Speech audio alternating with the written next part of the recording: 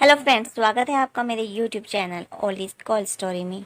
तो आज की कहानी है प्रेम से भरी ओढ़नी। तो चलिए शुरू करते हैं। वृंदावन के पास एक गांव में भोली भाली माई पंजीरी रहती थी। दूध बेचकर वह अपनी जीवन नैया चलाती थी। वह मदन मोहन जी की अनन्या भगत थी। ठाकुर मदन मोहन लाल भी उससे बहुत प्रसन्न रहते थे। वे उसे स्वप्न में दर्शन देते और उससे कभी कुछ खाने को मांगते, कभी कुछ। पंजीरी उसी दिन ही उन्हें वह चीज बनाकर भेंट करती। वह उनकी दूध की सेवा नित्य करती थी। सबसे पहले उनके लिए प्रसाद निकालती, रोज उनके दर्शन करने जाती और दूध दे आती। लेकिन गरीब पंजीरी को चढ़ावे के बाद बचे दूध से इतने पैसे भी नहीं मिलते थे कि वे 2 वक्त का खाना भी खा पाए। अतः कभी कभी मंदिर जाते समय यमुना जी से थोड़ा सा जल दूध में मिला लेती। फिर लौटकर अपने प्रभु की आराधना में मस्त होकर बाकी समय अपनी कुटिया में बाल गोपाल के भजन कीर्तन करके बिताती। कृष्ण कन्हैया तो अपने भक्तों की टोह में ही रहते हैं, नित्य नई लीला करते हैं। एक दिन पंजीरी के सुंदर जीवन क्रम में भी रोड़ा आ गया। जल के साथ साथ एक छोटी सी मछली भी दूध में आ गई और मदन मोहन जी के चढ़ावे में चली गई। दूध डालते समय मंदिर जी के गोसाई की दृष्टि पड़ गई। गोसाई जी को बहुत गुस्सा आया। उन्होंने दूध वापस कर दिया, पंजीरी को खूब डांटा फटकारा और मंदिर में उसका प्रवेश निषेध कर दिया। पंजीरी पर तो आसमान टूट पड़ा। रोती बिलखती घर पहुंची। ठाकुर, मुझसे बड़ा अपराध हो गया, क्षमा करो। पानी तो रोज मिलाती हूँ, तुमसे कहाँ छुपा है, ना मिलाओ तो गुजारा कैसे हो।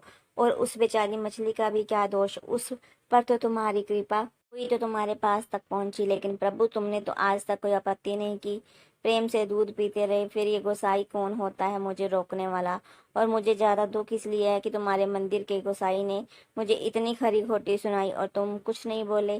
ठाकुर, यही मेरा अपराध है। तो मैं प्रतिज्ञा करती हूँ कि तुम अगर रूठे रहोगे, मेरा चढ़ावा स्वीकार नहीं करोगे, तो मैं भी अन्न जल ग्रहण नहीं करूंगी, यही प्राण त्याग दूंगी।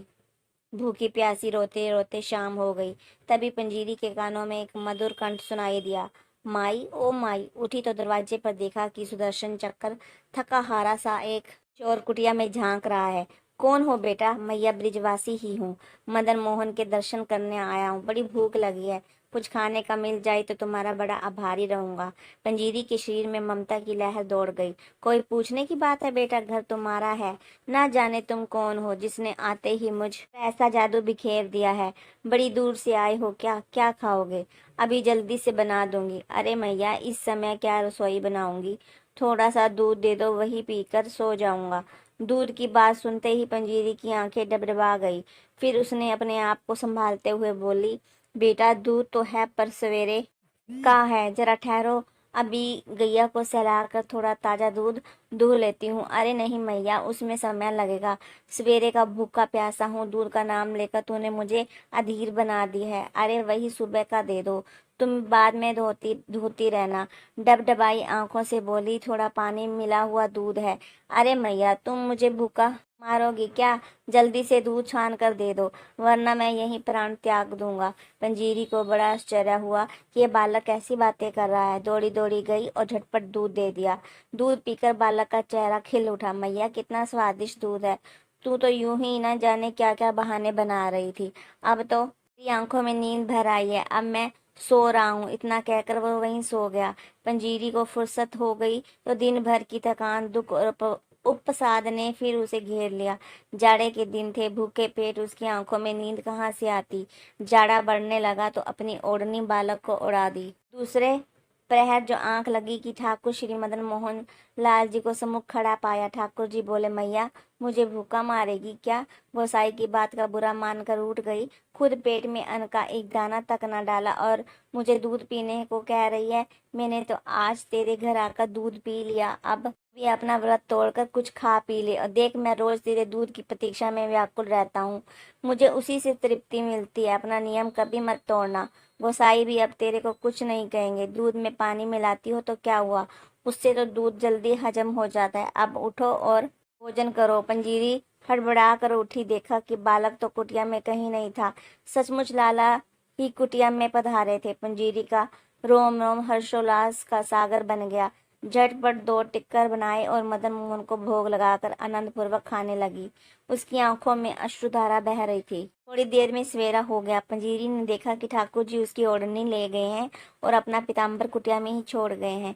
इधर मंदिर के पट खुलते ही गोसाई ने ठाकुर जी को देखा तो पाया कि प्रभु एक फटी पुरानी सी ओढ़नी ओढ़े आनंद के सागर में डूबे हैं। उसने सोचा कि प्रभु ने अवश्य फिर कोई लीला की है, लेकिन इसका रहस्य उसकी समझ से परे था।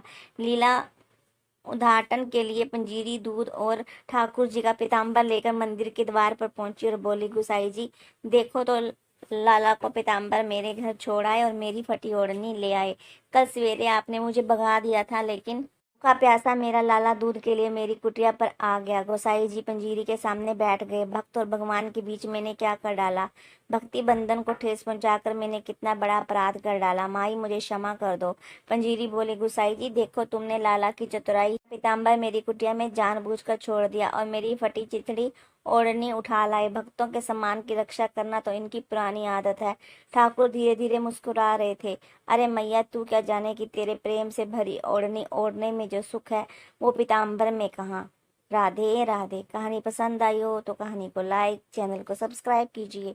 मिलते हैं नई वीडियो में। जय जय श्री राधे।